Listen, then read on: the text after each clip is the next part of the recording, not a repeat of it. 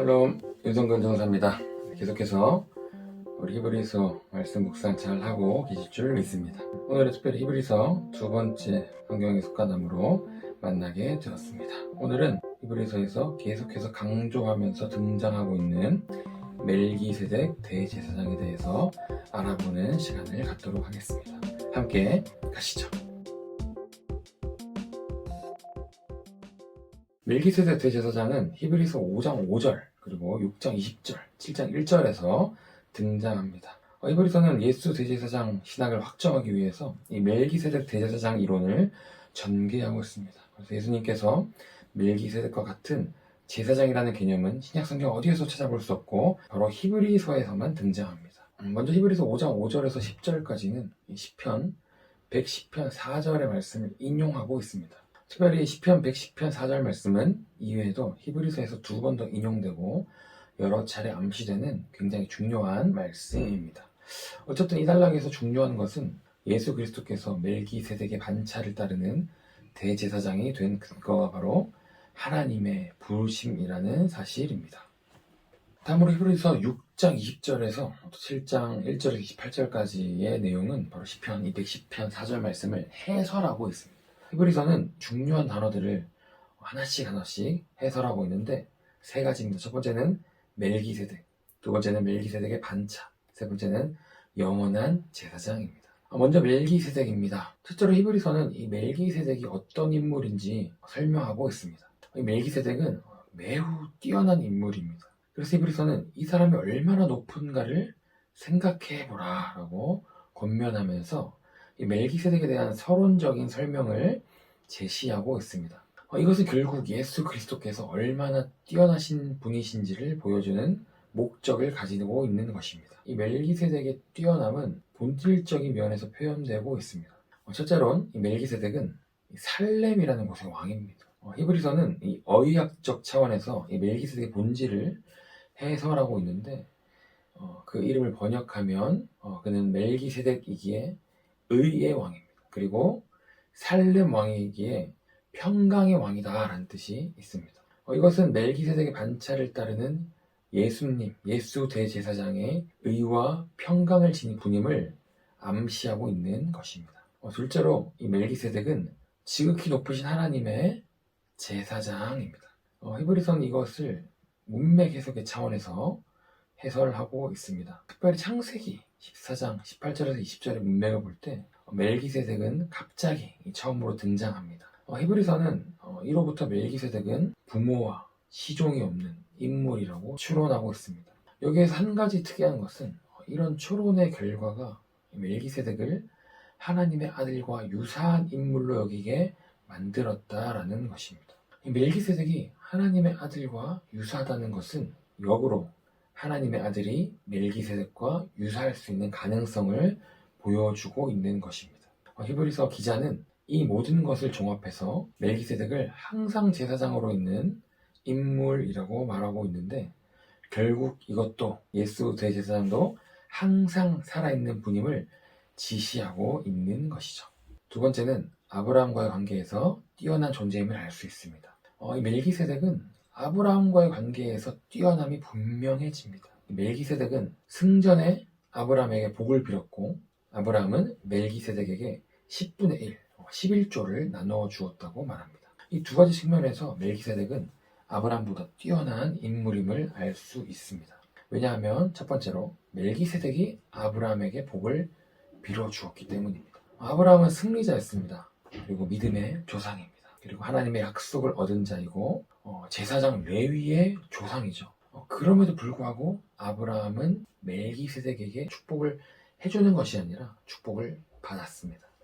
이것은 멜기세덱이 아브라함보다 높다는 것을 의미하고 있습니다. 왜냐하면 당연히 낮은 자가 높은 자에게서 축복을 받기 때문입니다.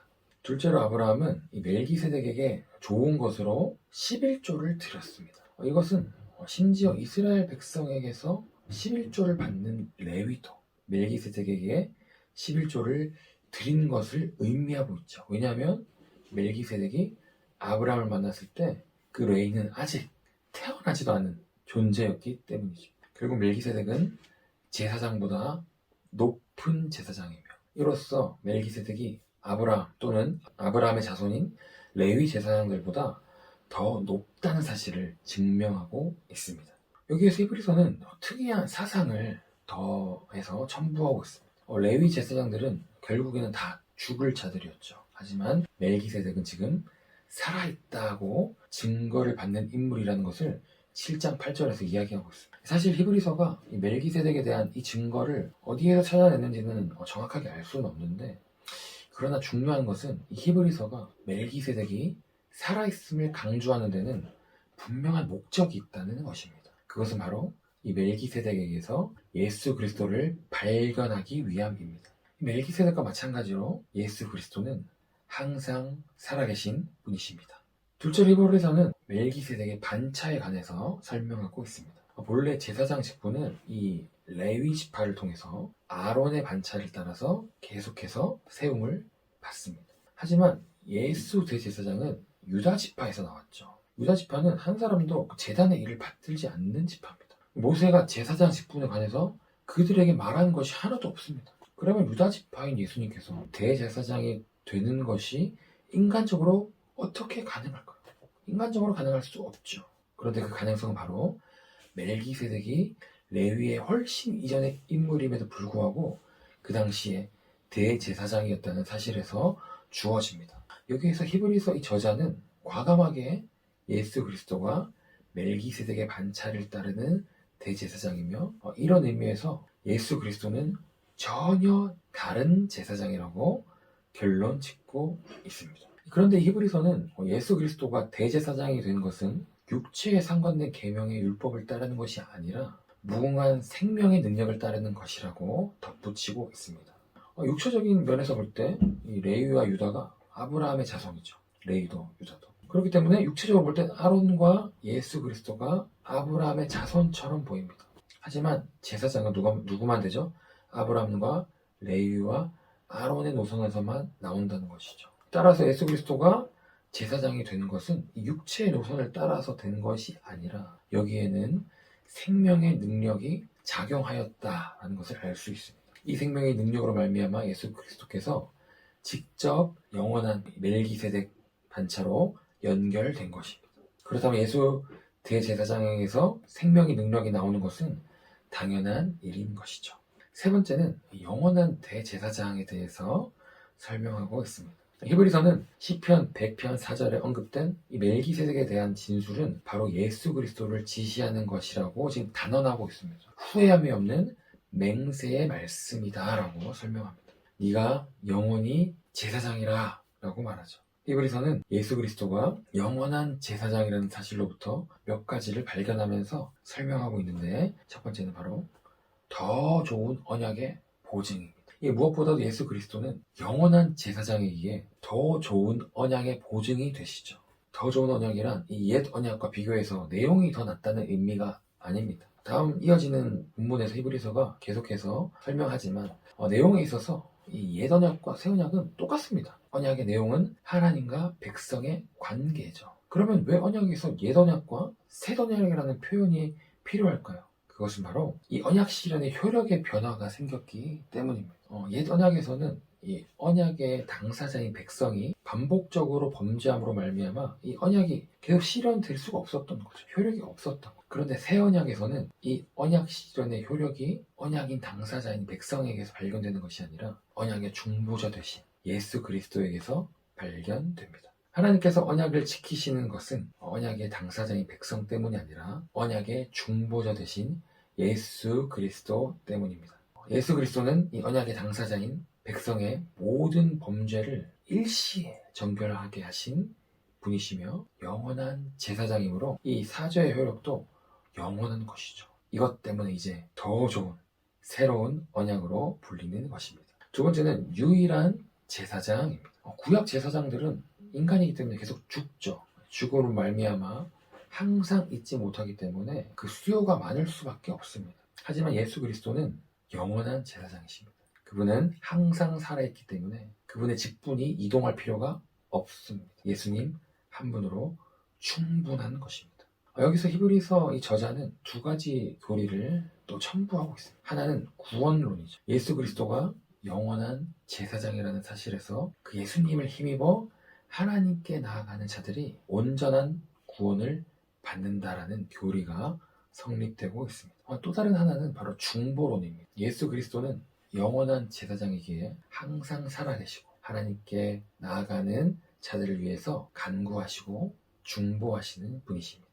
실제로 예수 그리스도는 영원한 제사장이기에 단번에 제사를 드립니다.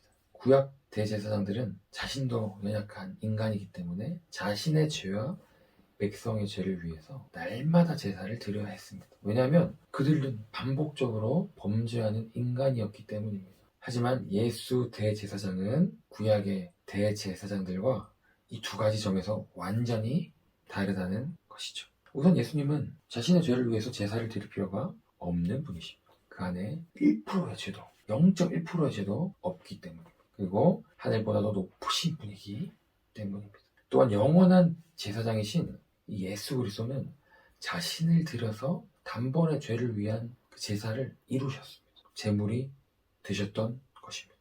넷째로 히브리서는 예수 그리스도에게서 영원한 제사장 직분이 영원히 온전하게 되신 아들 신분과 관계된다고 설명하고 있습니다.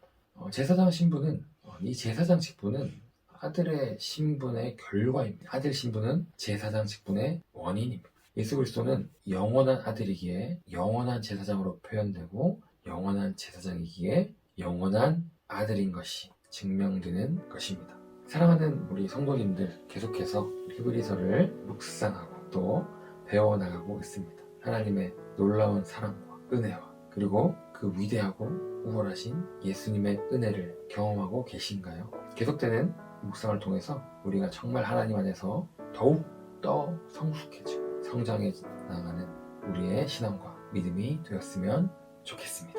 오늘 함께 살펴봤던 멜기세덱 대제사장에 대해서 성경의 숫가나무를 통해서 더 잘 배워가시고 이해하는 시간이 되셨으면 좋겠습니다.